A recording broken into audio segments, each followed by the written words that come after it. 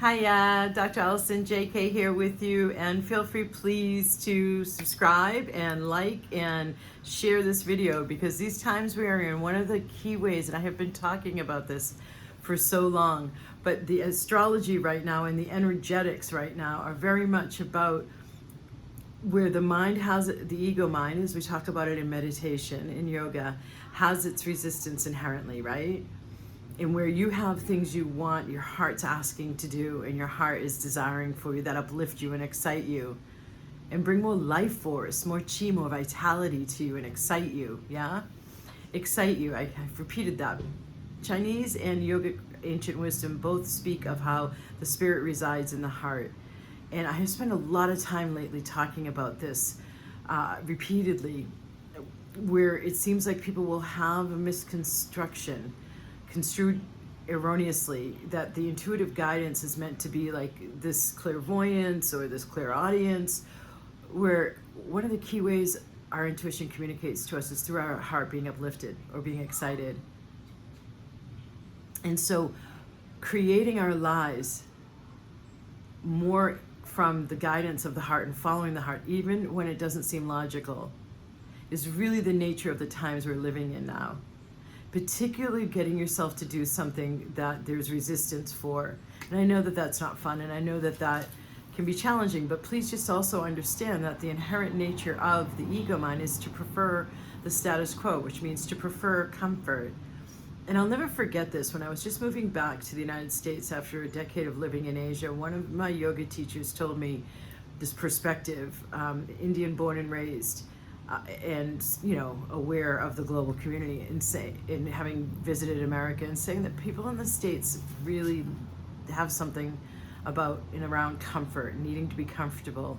And this is not by any means meaning to insult all of us who are Americans, but if you think of it from what that point of view, that observation or even awareness was saying, it was that level of like wanting things to be a certain way before, now I'm reinterpreting this, wanting things to be a certain way before we'll allow ourselves to go for something else.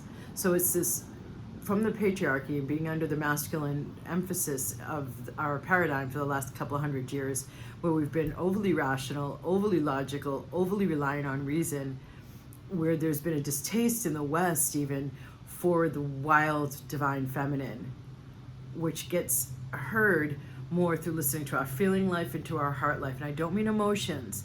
I mean, what do you feel like would juice you up today? Go choose that. And what do you feel is heavy? Well, make choices to release that and move on beyond that. So letting your feelings inform you as the radar they're meant to be down in the sacral chakra. And so many of us have been checked out of our feeling life because we've been living from the mind, from the rational, the logical, the concrete, sequential, the linear, what you can figure out, what makes sense. And no, that whole spectrum isn't going to get us thriving and flourishing in these new energies and vibrational backdrop we're living in now. And we're in these energies now, with our choices now, we're co-creating our future, and individually and collectively.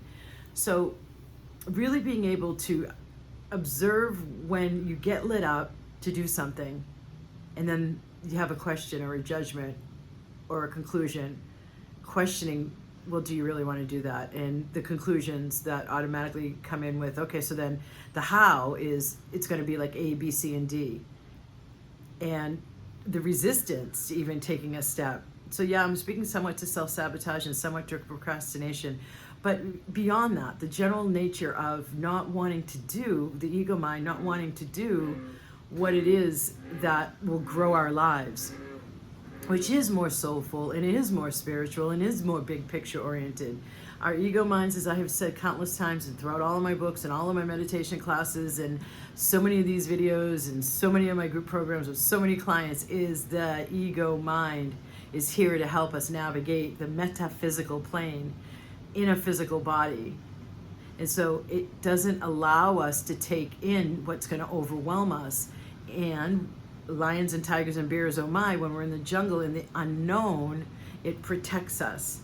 So that very mechanism, when our heart gets uplifted in a more of a wild, possibly seemingly irrational, illogical choice, our mind will then get even more protective, and we'll hear even more resistance, lists of why you shouldn't do that or why you don't want to do that, right?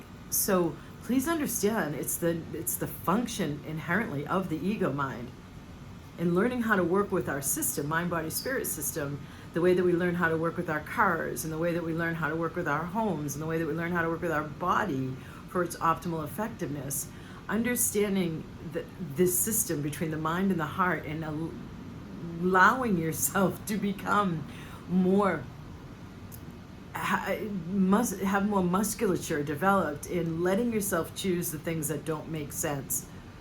You know, I mean, I just pause because I could go into this whole area where then there's this whole chunk of domain of life where I spend time talking to people about their concerns about what others are going to think of them if they choose something, right? So that could be one of the thoughts that comes in, what these people will think of me, or where I won't fit in, or where I won't get approval if I make this choice that honors my heart. Now those are also nonsensical, but you listen to those, right? So really using this energetic and vibrational backdrop we're living in now, in the expansion of the people online who say stuff along the lines of what I say, and perhaps haven't lived the life experiences, but they're at a new stage, and they're awakened, and they're learning, and you know how it is, you want to share, right? That conversation that's happening almost collectively around more people being aware of following the heart, and needing to meditate, needing to engage in some kind of mindset work, working with a coach, needing to engage in energy medicine clearings and activations on your mind. All of that is an indication, big picture, zoomed out, mountaintop perspective or satellite perspective. We are in a time to learn how to come from the heart and not just the mind.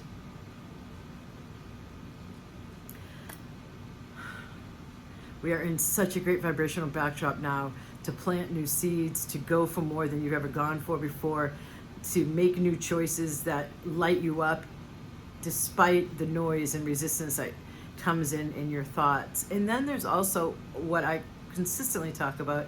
These choices would be easier, your mind would be easier, your self-talk would be easier to manage the more you clear the back of the house consciousness, that density, the old, the karma, the conditioning, the imprints, the traumas, the contracts, so that you can have more spaciousness and expand your consciousness as it's meant on the path of yoga, where meditation is. Of the 8 limbs that yoga is, 5 of them are about working with the mind. Only 1 is about the body postures. Namaste.